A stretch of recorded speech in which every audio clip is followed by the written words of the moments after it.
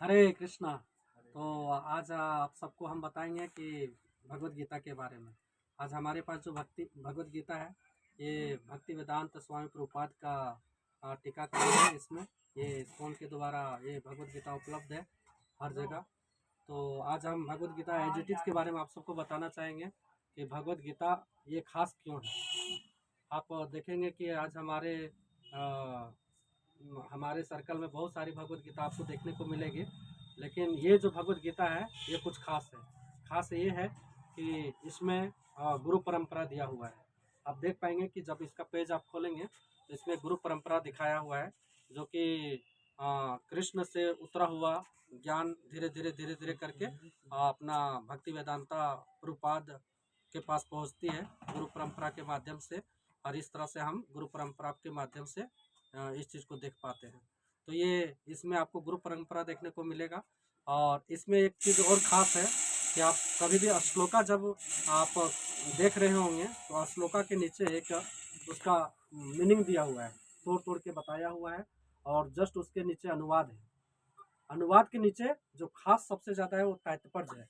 तात्पर्य ऐसा है कि आप जब इस भगवत गीता को पढ़ते हैं तो आप सिर्फ तात्पर्य को ही पढ़ लेते हैं ना, तो आपके जीवन की दशा बदल जाएगी।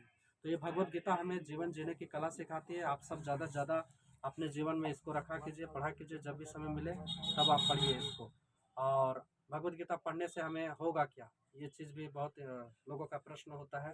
तो भगवत गीता हम सबको पढ़ना ही चाहिए, क्योंकि मैंने बताया कि ये जीवन जीने की कला सिखाती है।